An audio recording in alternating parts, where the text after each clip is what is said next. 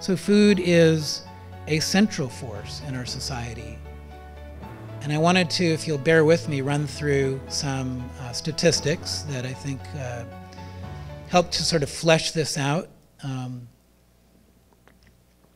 Some of my fresh bottled water. So when we look around at the sort of panorama of crises, and I promise that by the end it may not be super inspiring, but it won't be quite as depressing as it is in the moment, so stick around if you can. So just in the realm of health alone, we have an obesity epidemic, overweight and obesity crisis in America, to the extent now where 2/3 of Americans are either overweight or obese. In the 1970s, that was, 25%. For kids, I mean, it's amazing. For kids now, 15% or more of kids are overweight or obese. In the 1970s, it was 4%. So we're seeing 500,000 people or more die each year from heart disease, tons more deaths from type 2 diabetes, and other diet-related illnesses that stem largely from our diet. Not entirely, but largely.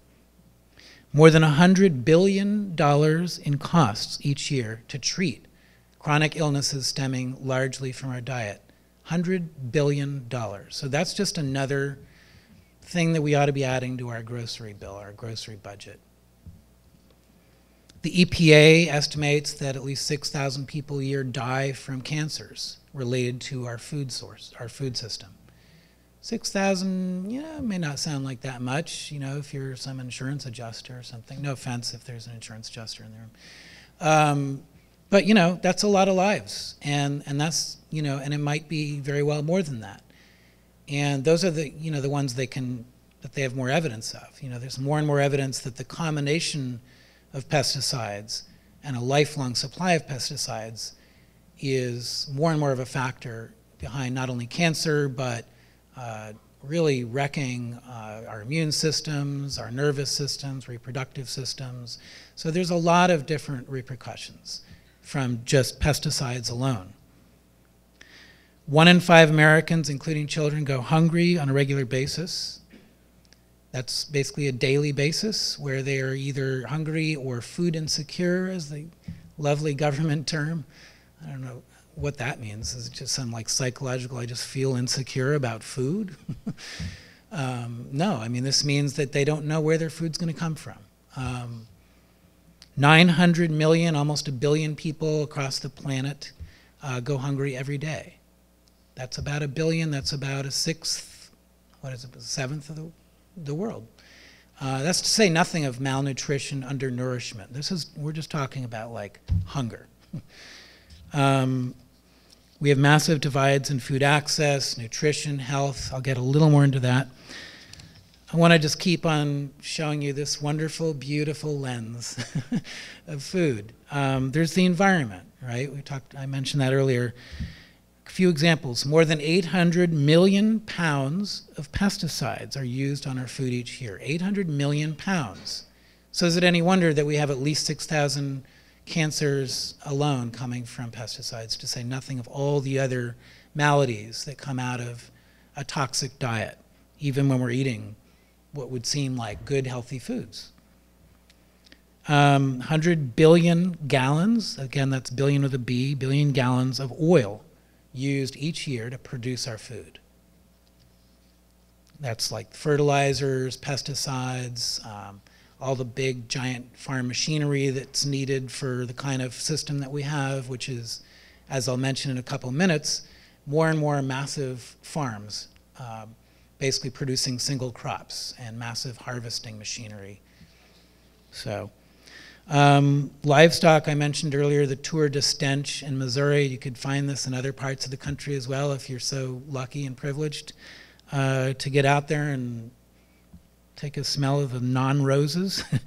This is 1.3 billion, another billion with a B, tons of factory farm waste every year. That's 5 tons per American. Meanwhile, soil, we heard a little about soil earlier and it doesn't get talked about enough. Soil is evaporating across America. The topsoil across most of the Midwest, which is always seen as, you know, the cradle of American food supply, breadbasket, whatever you want to call it. Most of the topsoil is already gone, and in the next 20 to 30 years, it's all going to be gone, right? So then what do you do if you don't replenish the soils, if you don't rebuild soil and the life in that soil? And Dr. Dyer talked a little bit about this, or a lot about it actually. Then you're going to have dead soil. What do you do with dead soil? You have to fertilize the heck out of it with more chemical toxic fertilizers, which do what? They kill the soil. And they kill life, right? And then life finds a way around it, as he spoke about. We're destroying ecosystems and biodiversity in the process. Have you all heard about the honeybee crisis? Yeah, okay, so I won't belabor that too much, but it's a huge issue, you know, and it's not just, oh, we like bees. It's like these are the pollinators, you know, that are behind so much of our essential food supply, and so much behind the food supply that we need more of, not less of. And so their ecosystems are being demolished as well. We have evidence again of ozone depletion. 35,000 river miles have been polluted by the factory farm system in America. 35,000 just by meat production alone. All right, moving on. Oh, one other key issue, climate change. I'll talk a few more minutes about this too. Food is now the top source of climate change across the globe. The way that food is produced is the single biggest source of climate change.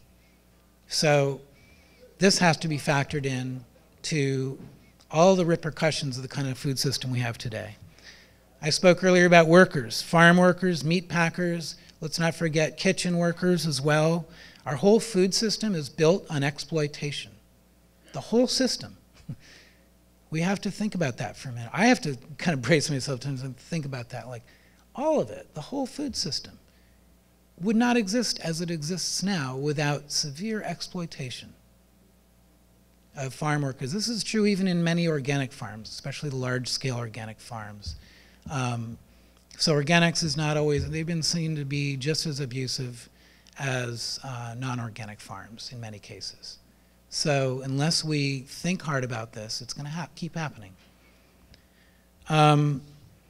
Along with that set of situations, conditions for the workers, we see like 2/3 of farm workers living in poverty, for instance, under the poverty level. There are more and more cases of them living in tents and canyons and not having any health care access. I've been to some of these communities in the past, and you know, these are extremely hardworking folks. Just trying to survive, sometimes do a little better than survive, often not survive. Meanwhile, they're being exposed to toxic chemicals. Many of them get ill each year and go to the hospital from sprayings. You know, they're also being denied legally any legal mandate that they get shade and water on the job. So, you know, can you believe that, like, there's a fight over this now, right? Like, so in California, it took years just to get a law through that would say, yes, we're going to make sure that farmers have shade and water, right? And so, you know, in California, you know, is known generally to be one of the more progressive, advanced states in terms of farm labor law. I don't know what it's like in New York, but you know, it's probably not better. Let's put it that way. Just to give you a few more lovely examples, I've talked to a lot of these chicken factory workers, and I mean, the kinds of conditions that they're exposed to are really phenomenally bad. You know, I guess like it's you know, of course it's not going to be a great job, right? But you know, what amazed me when I went in and talked with people is like, studied this more, is just how bad it is, you know, like 90 birds, it used to be 90 birds, it'll be higher, as I'll tell you in a minute, 90 birds a minute going down the assembly line, workers getting carpal tunnel at 7 times the rate of other workers, you know, constant turnover lasting a couple weeks or a few months. Even, you know, perhaps more, you know, glaring than that, workers denied bathroom breaks, workers wearing diapers on the job because they're denied bathroom breaks. This is happening in the chicken factories and the pork processing factories of America. So just brutal stories, and I'm not going to, you know, detail too much more of that. In farm labor, there are more and more cases of women in particular, well, altogether, being sexually harassed and raped. There was a great series called Rape in the Fields by some colleagues of mine that looked at this epidemic of rape and sexual assault among female farm workers in the fields. Other indignities happen to women in the meatpacking plants. You know, women who are pregnant and denied bathroom breaks, even when they have morning sickness, things like that. So this is what's happening in the labor force.